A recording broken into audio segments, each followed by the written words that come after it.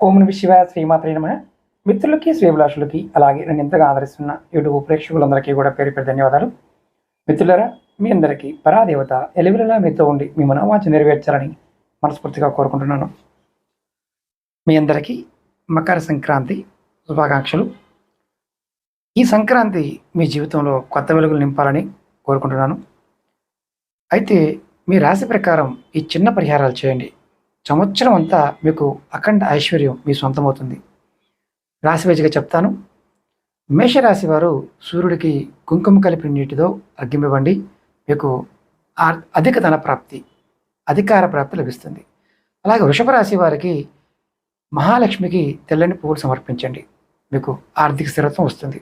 అలాగే మిథున రాశి వారు ఆవుకి పచ్చగడ్డి కానీ అరటిపండు కానీ తినిపించండి. మీకు చేసే ప్రతి పనిలో కూడా కార్యసిద్ధి లభిస్తుంది. కర్కటక రాశి వారు శివభగవానుడికి తేనెతో అభిషేకం చేయండి. మీకు ముఖ్యంగా మానసిక ప్రశాంతత లభిస్తుంది. సింహరాశి వారు ఆదిత్యోదయం పఠించడం, బెల్లం దానం చేయడం వల్ల మీకు కీర్తి ప్రతిష్టలు లభిస్తాయి.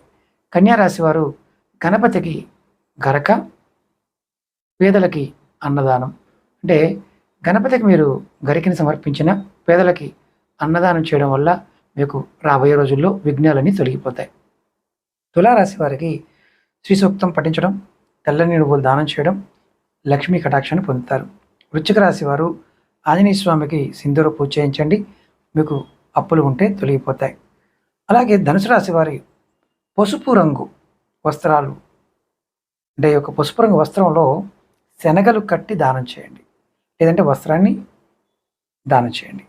మీకు అదృష్టం కలుగుతుంది. మకర రాశి వారు నల్ల నువ్వుల్ని నీటితో కలిపి స్నానం చేయండి. శని దోష నివారణ జరుగుతుంది. కుంభరాశి వారు పేదలకి దుప్పట్లు కానీ వస్త్రదానం చేయండి. మీకు ఆరోగ్య సిద్ధి లభిస్తుంది.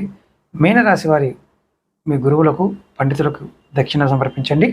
జ్ఞాన వృద్ధి కలుగుతుంది. ముఖ్యంగా సంక్రాంతి రోజు చేసే ఈ పరిహారాలు కేవలం భక్తితో మాత్రమే కాకుండా సంకల్ప బలంతో చేస్తే అఖండమైన ఫలితాలు లభిస్తాయి. మీకు నేను విడివిడిగా మీకు పరిహారాలు కూడా అంతకుముందు వీడియోలో పెద్ద వీడియోలో చెప్పాను. మీరు ఎవరైనా ప్రయత్నపూర్వకంగా ఈ సంక్రాంతిని మీరు వినియోగించుకోండి. మీ అందరికీ మరొకసారి సంక్రాంతి శుభాకాంక్షలు. ఓం నమః శివాయ శ్రీమాత్రే నమః.